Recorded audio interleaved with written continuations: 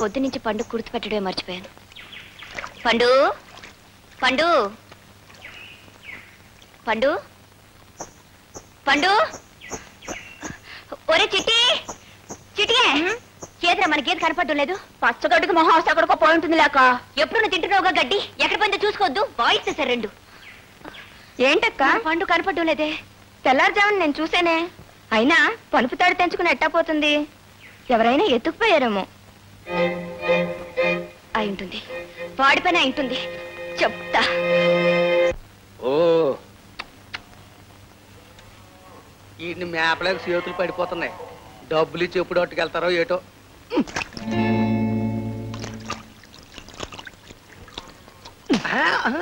ఎరా తొట్టి నీళ్ళల్లో గుప్పుడు తౌడేస్తావా? ఆ మిగతా తౌడు నువ్వు తింటావురా? అందుకే ఎన్నట్ట ఎండిపోతున్నాయి. తౌడా? వీటికి ఎందుకు తౌడు? రేయ్, మొన్న తెరగపిండి తెచ్చాను. ఈ లెక్కన అది కూడా నువ్వే తినేసి ఉండాలి. అందుకే గౌడి గేదలాగా నువ్వు కలిసిపోతున్నావు.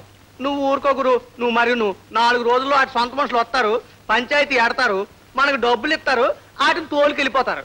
ఈ మాత్రం దానికి తౌడు గడ్డి దండగురు. అందుకని వాటిని పస్తులుంచుతావా? పైగా వాటి పాలు పిండుకుంటున్నాం, అమ్ముకుంటున్నాం, తింటున్నాం. రేయ్, నోరు లేని జీవాల కడుపులు కొడితే వచ్చే జన్మలో అడ్డగాడిదే పుట్టే అవకాశం ఉంది నీకు. నేను ఒక్కడే నేటి. నేను కూడా అనుకో.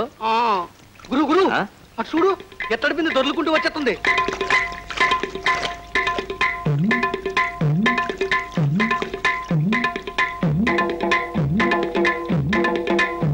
రేయ్ రాజుగా, ఇత్తడి బిందె ఎందుకు వచ్చిందో కనుక్కోరా. ఎందుకేంటి బాయ్ గారు? చెల్లెమ్మ వచ్చింది, తమ దాగం తీర్చడానికే అయి ఉంటది. ఏం చెల్లెమ్మ? నిన్ను నీకు అసలు మంచి మర్యాద ఉన్నాయా లేవో తేల్చుకోవడానికి వచ్చాను. ఎక్కడ నా పండు? నీ పండా? ఏం పండు? ఎలాంటి పండు చెప్పమ్మా. మా బాయ్ దగ్గర ఉందేమో కనుక్కుంటాను. చేనర్మి, నా గేదె పేరు పండు. అది ఎక్కడా అని అడుగుతున్నాను. అంతే కదా, పండంటే నేను ఇంకా ఏం పండు అనుకున్నాను. నీకేది పండా? అది ఇంకా ఇక్కడ రాలేదమ్మా. మీరు చెప్పినంత మాత్రం నేను నమ్ముతాను అనుకుంటున్నారా? నమ్మపోతే ఏటో దూకు.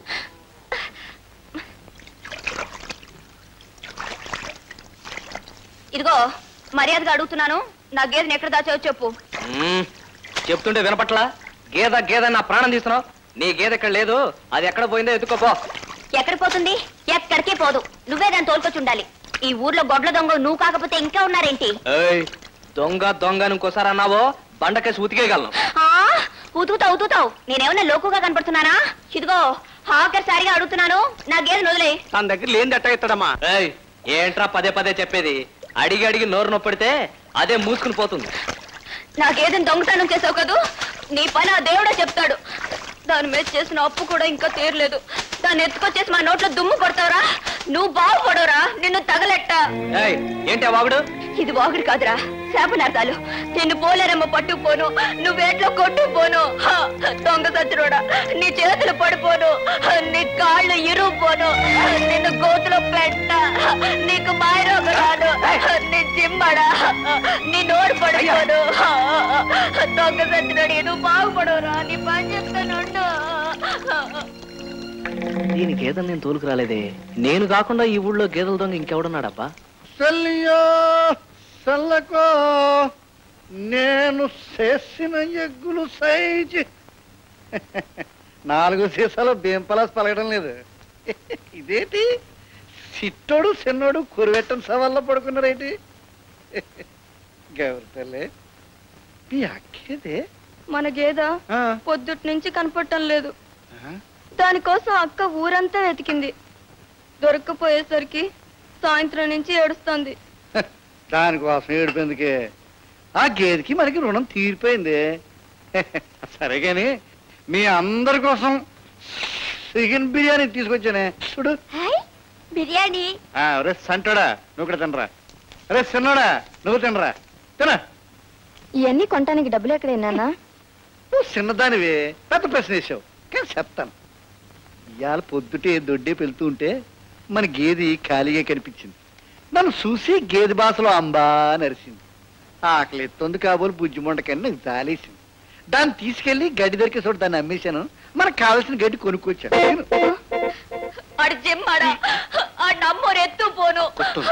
చేతులు గేదెలు ఇరువు పోను, ఆ దొంగ సచ్చినోడు నాశనం అయిపోను, నా గేదెని ఎత్తుకుపోయిన ఆడు కడుపు కాలిపోను, వాడు పురుగులు పడి చావా. చిన్న తప్పు ఎంత పెద్ద తీట్లు ఎందుకమ్మా? ఎవడో ఆకలి తీరక గేదెని అమ్మేసుకుని ఉంటాడు ఎర్రిబాగులోడు. చిన్న తిట్లు తిట్టమ్మా. సచ్చినోడు ఆడు మట్టి కొట్టుకుపోను, ఆడు కుటుంబానికి మాయరోగం రాను. అట్ట తిట్టకే నాకు ఇప్పుడే మాయరోగం వస్తుంది. నీకెందుకు రా మాయరోగం వస్తుంది? మరి మన గేదెని అమ్మింది నాన్నగా. నిజమేనా? గేదె నువ్వమ్మేశావా? తప్పలేదమ్మా. ఎవరికి అమ్మావు? చెప్పులు కుట్టే సుబ్బులకి.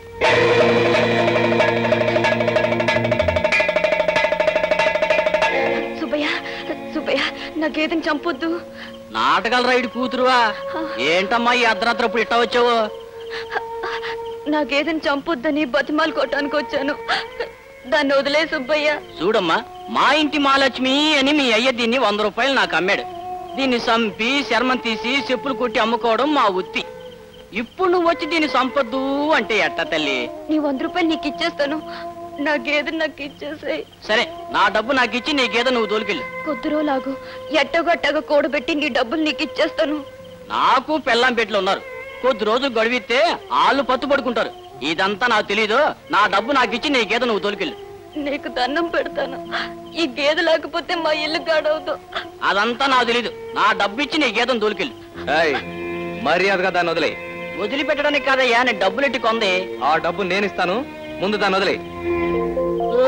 పెద్ద సావుకారి గారి దత్తుపుత్రుల్లో కబులు చెప్పక ముందు డబ్బులు అప్పుడు వదులుతా. ఇది ఎండి మొలతాడు. దీన్ని తాకట్టు పెట్టుకుని నీకు రావాల్సిన డబ్బు తీసుకో. ఏమే ఇత్తడి బిందే, గేదెను నేను తోలుకెళ్ళానని నన్ను శాపనార్థాలు పెట్టావుగా. ఇప్పుడు తెలిసిందా ఎవరు తోలుకెళ్లారు? నేను గేదెల దొంగనే కావచ్చు, కానీ వాటిని చంపించి ఆటిమే బతికేవాడిని మాత్రం కాదు.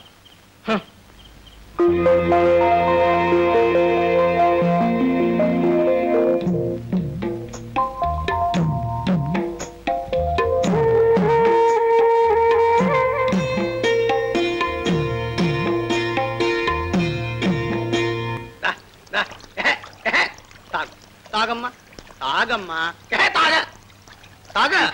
ఏంట్రా రాజుగా, ఆవులు గేదెలు లేకుండా నీళ్ళ నువ్వే కొనుక్కుంటున్నావేంటి? అంతా నీ సలవే తల్లి. చేతిలో పని లేక, జేబులో డబ్బులు లేక పిచ్చెక్కి ఈ గతికొచ్చాం.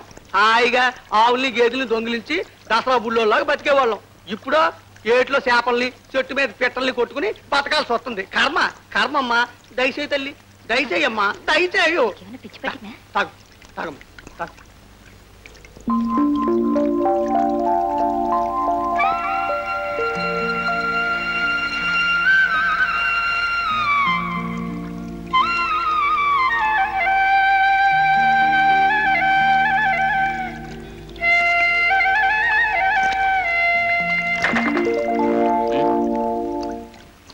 మళ్ళీ నీకేదో మాయమైందా? దైవ సాక్షిగా చెప్తున్నాను, నేను మాత్రం దొంగతనం చేయలేదు. కావాలంటే నా గుడిసె దగ్గరికి వెళ్ళి చూడు. నేను అసలు ఆ వ్యాపారం ఎత్తేసాను. నేను వచ్చింది గేదె కోసం కాదు, నీ కోసం వచ్చాను. నా కోసమా?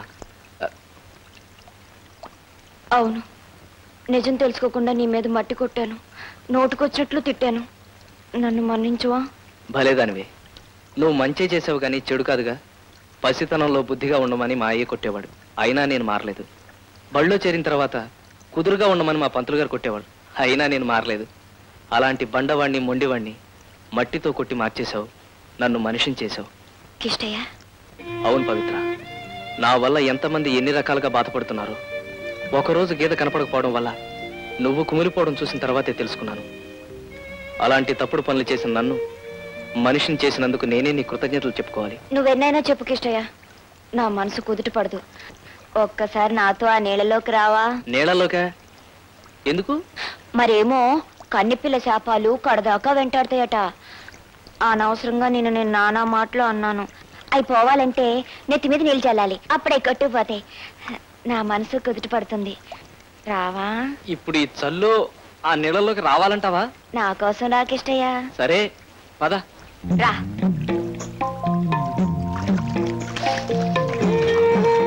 చాలే, కొంచెం లోపలికి.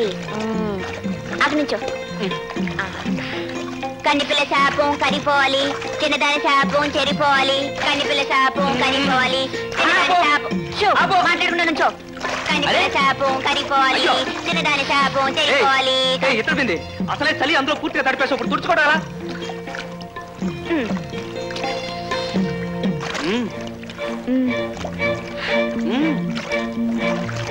అరే ఇచ్చానని చెప్పి అలా వెళ్ళిపోతానే